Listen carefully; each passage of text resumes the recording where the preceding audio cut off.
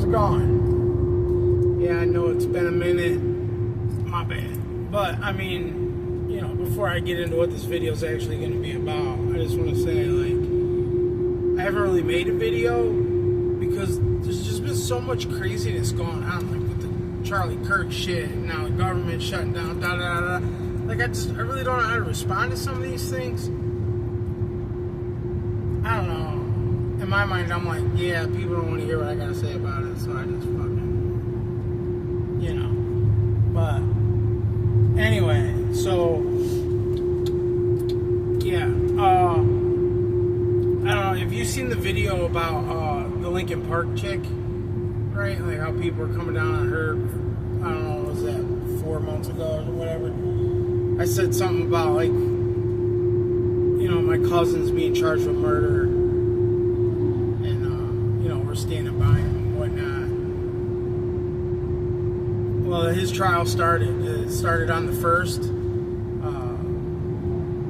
And I can't really, I'm not going to talk about, like, the trial and how things are going, because I don't know if I can, for one, because it's ongoing, but when it's over, I will. But, man, it's so different than what you see on TV or whatever, even on the news. Like sitting in there, like you see, like on the news, like when it's like a high profile fucking case, or like on TV, you know, like you go in, the jurors are sitting there and the judge is up there. You know, you got like the defendant on one side, the prosecution on the other, and then there's like rows and rows and rows of people behind each person. Well, in this case, there's only 2 rows behind each thing, right? Each row fits 8 people, you know, maybe. So there's only enough room for about, I would say, 35 people, max, you know, max. Maybe 30 at the, you know, 30 to 35 people. But, anyway, and then, like when the lawyers are talking, like the high-profile lawyers, or the, you know, the TV lawyers, they're all, you know, powerful with their statements, and they're real good with their words, and everything runs so smooth, and they use this, you know, technology for this, and they're showing stuff on TV screens, and they're pointing stuff out with laser pointers, and, like, everything's just polished. Well, in the normal real world, it's not really like that. And not only that, the benches fucking hurt your ass. They're so uncomfortable. But there's nothing you can do about that. But it's just weird sitting in there, and like the lawyers are talking, and every once in a while they bumble over the words, or they don't ask the question right, and they are like ask it again, you know, or like when there's an objection, they stand up like, objection. Really, the guy, he's just sitting there, he's like, objection. And the judge says what he says, and then they move on. And it's real quiet. Objection, Your Honor. Objection for what? Yeah, and then, like, the judge, he's real precise, right? Like, he comes in, he sits down, he's like, this is what's going on, this is what we're going to do. And then, the first day he's like, I understand this is an emotional case. Oh shit. You know, I don't want people speaking out. He's like, if you're sitting back there and you're shaking your head when somebody's up here giving testimony or saying things, or even if it's quiet, like, I don't want to hear none of that. You sit there, you spectate, that's it. You know, I don't want to hear, like, no opinions, no blurting out, right? Turn your phones off, leave your phone in the car. Yesterday, a lady on the other side, her phone went off. Oh man, that guy was so mad. He like threw his glasses off, and he told the bailiff, to the officer, to go out and get that lady and get her phone, because she grabbed her purse and ran out of the courtroom. And so he's like, go get that phone, bring her back in here. And then he had like some other lady call for more officers that came up. He was saying he was going to send that poor lady to jail because her phone went off. Like, he was mad. And then he started yelling, like, I don't know how many warnings it takes you to turn your phone off. And fortunately, he didn't send that lady to jail, but he took her phone. And then he said he would decide at the end of the day whether or not to smash it. I hope he didn't, because phones aren't cheap. Like, it was just, she was upset, and she was freaking out because she swore she turned the ringers off. Like, I don't know. It was crazy. But yeah, it's so different than what you see on TV, you know? Or what, like, even, not like TV court cases, but like when it's televised, like, you know, you see like the Johnny Depp case or some of these other cases where you can go on court TV and watch them, or watch them on YouTube or whatever. It's not like that at all. Like in real life, it's a little crazy. Like, and there's so many screens. Like they have a projection screen. So when they have papers, they put like the thing you had at school when it would project on the front on the whiteboard, and they put like a paper under there, and the teacher would be talking. They have one of those, but it projects on a big ass screen, like right behind the witness stand. Okay. Then there's like a couple screens along the thing for the jurors, like in between the jurors. There's like a screen for like 3 jurors. So one sitting in front of it and one on each side. So there's like 2 or 3 down each row where the jurors are. There's a screen right at the podium where the lawyer, between the 2 lawyers, like between their tables. There's a screen at that podium. There's like 2 screens on each desk, and they all show the same thing. Like it's pretty crazy. There's a lot of screens there. And then they're like showing videos of the incident and stuff like that, which I'll tell you about later. And, you know, going through all the witnesses, talking to the people on the witness stand, like showing them what's going on here, what's going on. It's a lot of repetitive shit. So what they would do is they would show like a 5-minute clip of a video, point out what they wanted to point out in that video at certain timestamps. So they'd be like, at 10:01, this is happening. At 10:02, this is happening. At 10:03, is this happening here? And they'd be like, yes, this is what's going on. Yes, this is what's going on. Yes, this is what's going on. Right? Then they would pause the video and then hold up screenshots of each one of those things he just asked about and say, is this a fair and accurate depiction? Yes. Is this a fair... And it's a long time, and there's a lot of breaks. Like, you know, like we'll recess for lunch. So court doesn't start till, well, it's supposed to start at 9, but you know, if you've ever been to court, you know how that goes. So it usually starts around 9:30. Then there's like a 15-minute break around 10:30, quarter to 11. That usually lasts about 20 minutes.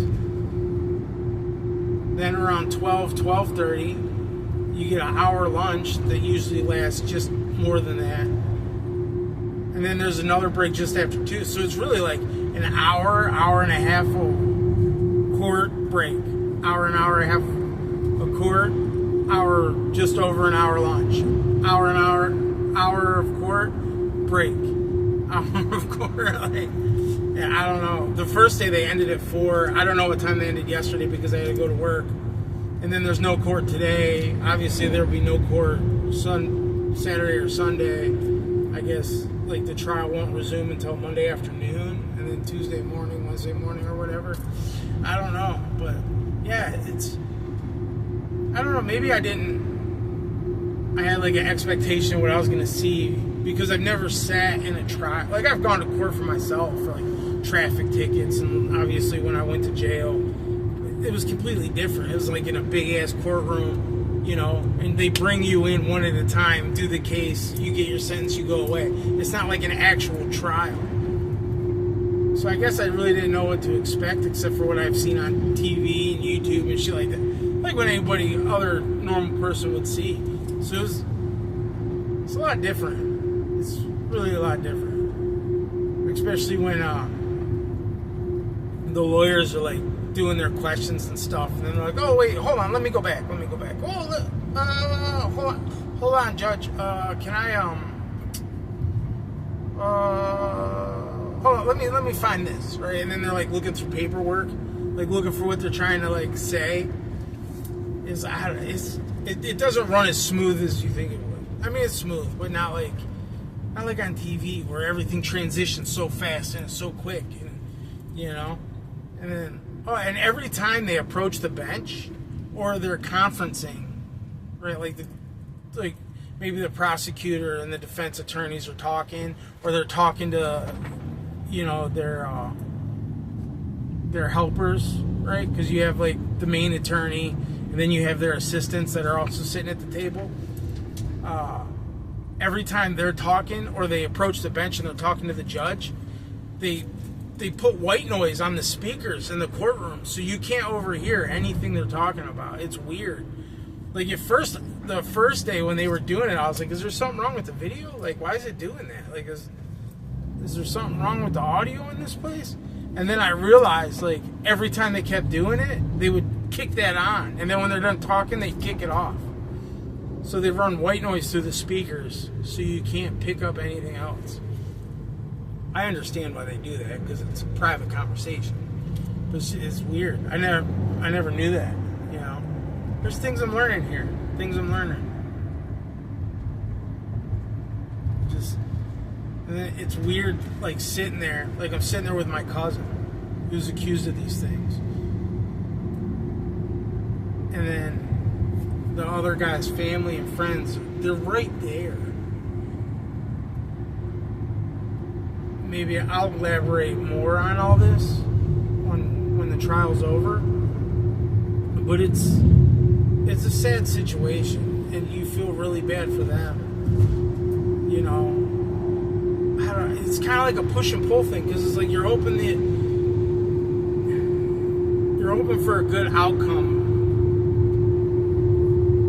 for my cousin, right? Like, because I know who he is as a person, obviously, because he's my family, and I love him, and I want everything to go okay. But at the same time, they lost somebody, you know, and they're hoping for the worst outcome. And I feel for them, because I see both sides of the situation. You know, they look at him like he's a horrible person. So, you know, by proxy, we're all horrible people for being there to support him, you know. But it's been cordial, to say the least. You know, there's been no dirty looks or, you know, bad things happening. It's been calm, which is good. But as things go on, we'll see, I guess. I don't know. But yeah, that was just my 2 cents, man. This is what we're doing right now. I'm still looking to buy a fucking house, right? My pre-approval ran out, so I had to redo it. I got 3 months. And then I don't know. It's so hard to buy a house right now. It's ridiculous. And they're so overpriced.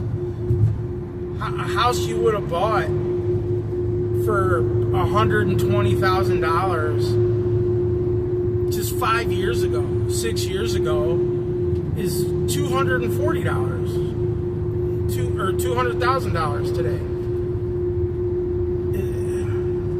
Like, damn, I would have paid $100,000 for that house, and now you want me to pay $180,000 for it?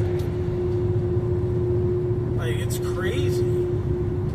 So, you know, I guess you do what you gotta do. If I want a, you know, bigger house, I guess that's what I gotta do. Well, alright, yeah, I'll be back soon.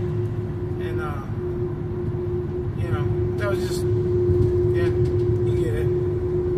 Sorry it's been so long, but like I said, there's a lot of crazy shit been going on out there, and I don't know how I feel about some of it.